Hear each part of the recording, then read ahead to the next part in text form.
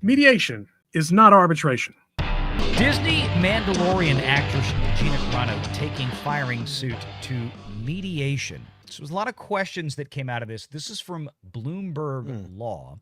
So basically, Wednesday this week, a judge in this case that denied previously Disney's motion to dismiss said, I think there's enough here to just throw this case out outright. Let's see where this goes. So a lot of us have questions. What is mediation? Is this something that is commonplace in cases like this? What does this mean, potentially, one way or another, for the future of this case? So it just so happens that we have somebody that is a little skilled in this area of expertise. We're going to bring him in right now. Thank you for joining us once again. The great Ron Coleman is here. How you doing, Ron? Good evening. Thank you. We had this update this week, so let me read a little bit from the article here just to set it up for the audience. Disney and a former star of The Mandalorian will take the actor's protected speech lawsuit, which is supported by Elon Musk, to private mediation, according to a federal court order. Gina Carano and Disney were referred to private mediation on Wednesday by Judge Sherilyn Peace Garnett of the U.S. District Court for the Central District of California. The mediation must be completed by July 15th of next year, 2025, which would be prior to, as of right now, the scheduled start date of the trial, which would be September 29th of next year, 2025. So we're talking about a year away. Gina alleges Disney violated a California law that protects employees who are politically active outside of the workplace. We've covered this before. She said that alleges that Disney and Lucasfilm wrongfully cut her from The Mandalorian after she posted fairly innocuous content. Doesn't rise to the level, I thought, of being in any way what they claimed is anti-Semitic, which I thought was the most hilarious part of this. But we have now, to catch folks up, lawsuit was filed, basically, by Gina Carano. Disney filed for a motion to dismiss. This very same judge said that, no, I don't want to dismiss it out of hand. We want to go a little bit further. I'm interested. Let's hear more. Now, the judge has come back a few days ago and referred this to mediation. So, Ron, what is mediation? Mediation is not arbitration. Arbitration is private litigation.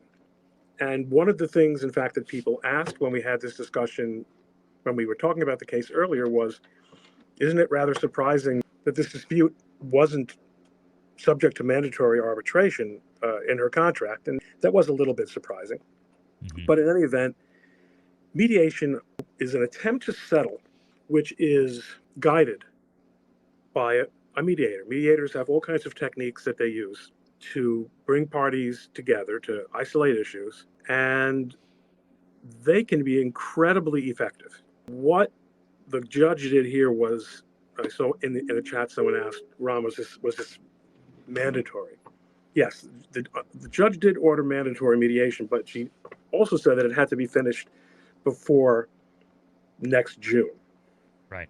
That means that it may not actually be taking place in the foreseeable future.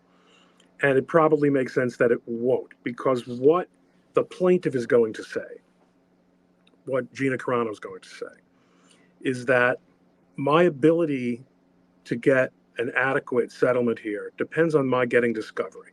Without discovery, I can't prove my case, which is that they actually fired me for reasons having to do with my political speech. So I want to get into discovery. And a very common approach that's taken at this juncture is, instead of going all the way through discovery, I said, everyone here has heard the term discovery, and I've got a video on my channel where I explain a little bit about what the discovery tools are.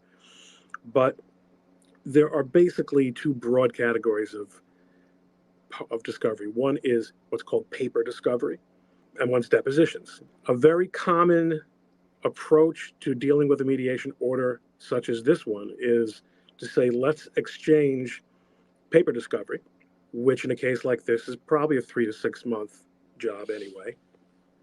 And then before mediation, before depositions begin, that would be a good time to do the mediation.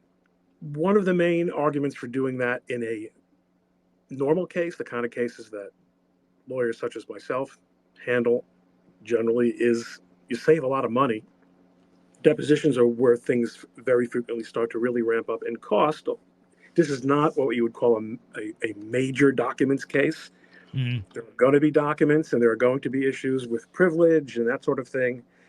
But this is not, this is not a toxic tort case. We're not going back into corporate vaults, that kind of thing.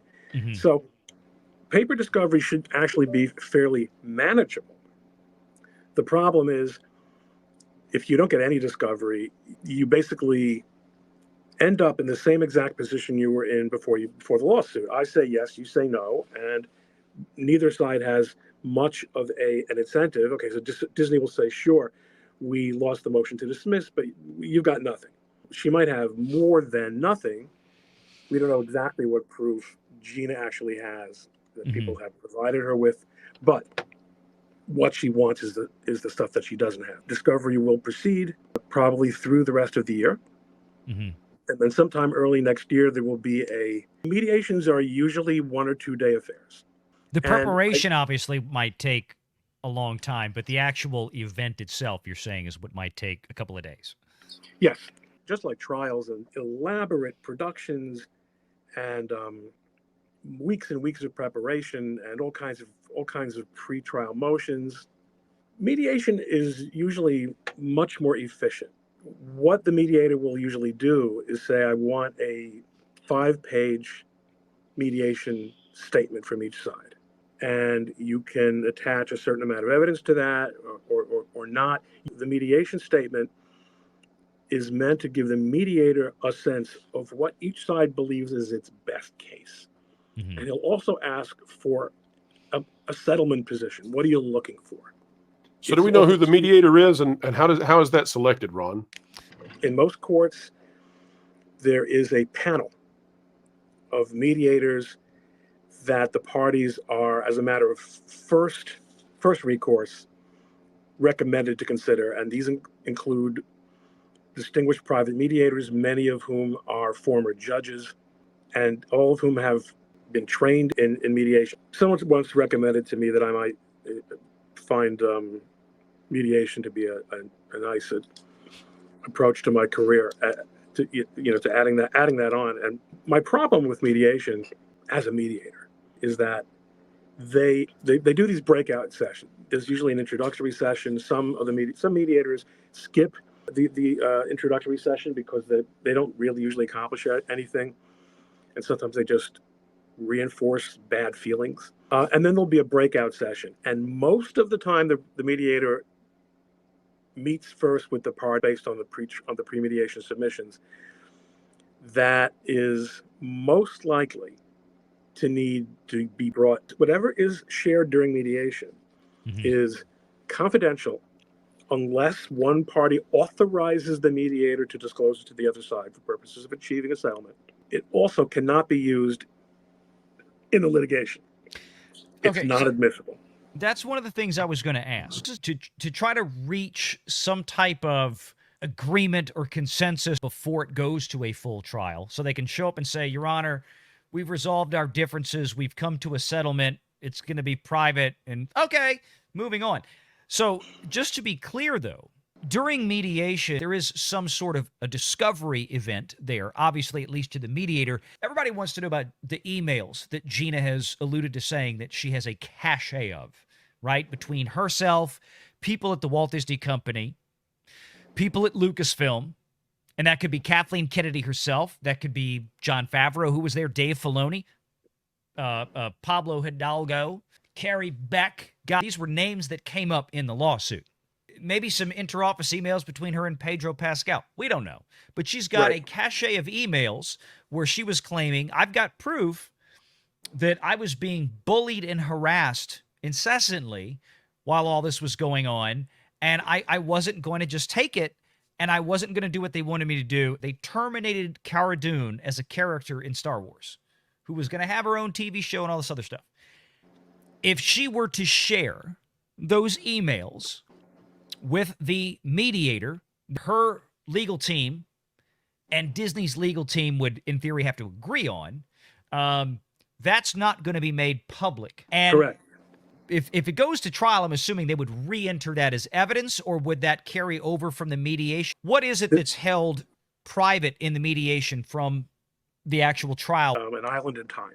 Parties will agree to mediation, even when there's a high degree of confidence that a settlement is impossible, because it will provide some insight into the other side's position. But evidence is not part of that. It comes into your breakout session and says, like, I just spoke to the defendants, and they say there's no way Gina could possibly prove that she was fired because of the thing that she said about Donald Trump, because we didn't even know that she had any interest in politics.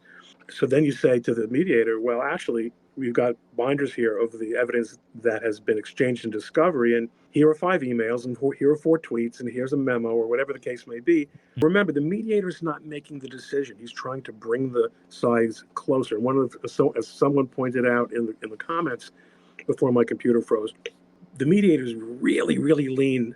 I mean, it's really a point of pride, and some of them get massive hourly rates because they're really great at this. To settle cases that both sides thought were impossible to settle. One of the advantages of settling the case, besides the saving the money and being in control, one of the lectures the mediators inevitably give is, if we settle this, you're both going to be in control of what the outcome is. But if you don't, Gina, you could get nothing. Disney, this could blow you up in terms of public relations. You got exposed to a jury. That's part of the spiel that they give. But if the mediation fails, and presuming that they do the mediation after paper discovery is exchanged, then they merely go into depositions, and they can't say, "Isn't it true that we had a mediation, and your position was that you would, Ms. Carano, that you would take $10 million to settle this case?" That's completely off limits. But if there's no settlement as a result of the mediation, they just go right ahead toward the trial date. And you were asking, Valiant, when does the public get to see evidence? So the only time the public will see evidence until a trial is in the event that there is a motion. Motions may be accompanied by evidentiary submissions. The most extensive motion is a motion for summary judgment, which is not supposed to be the judge trying the case on paper, but looks a lot like that. And in that case, each side, it could be one side or it could be both sides. But in cases like this, it's typical that both sides will make cross motions for summary judgment, in which each will argue they have failed in discovery to come up with enough damaging stuff on us to even bother going to trial. Judge, this is a case you can handle. Jury doesn't have to be sworn in for this. So that's a summary judgment motion. And if it goes to that point, that's when a lot of stuff is going to get into the public record. But before the summary judgment motion, there could be discovery motions. So one side might say, we refuse to give you this category of documents because it's not reasonably calculated to lead to the discovery of admissible evidence. It's irrelevant. It's harassing. So the other side says, here's why you're wrong. And part of the reason I might be able to convince the judge that you're wrong is by attaching evidence that's already in the case that points in the direction of how the stuff that I'm looking for will enhance my ability to get admissible evidence. So as motion practice, as it's called, and then a summary judgment motion, and then possibly what are called motions in limine, which means motions that involve what evidence will or will not be permitted ahead of trial. That's when the juicy stuff comes out. Even if there's no trial, the closer you get to trial, the more evidence comes out. Let me just make a final point in terms of trial and evidence. One of the cards that Gina holds is that By settling, she gets Disney off the hook on having their internal communications shared. It's a card that is more valuable before it's played than once it's played. If her position is going to be this information I demand that this information come out, and I want to go to trial. Once it's out, you can't unring that bell. Whatever comes out will come out. Protective order that may or may not be entered in this case. It's only going to protect proprietary information, not the stuff that we're really curious about here in all probability. So, that's going to be one of the parameters that affects settlement here. Make sure you're subscribed to Valiant Renegade and join us every Sunday at 6 p.m. Eastern for the live show.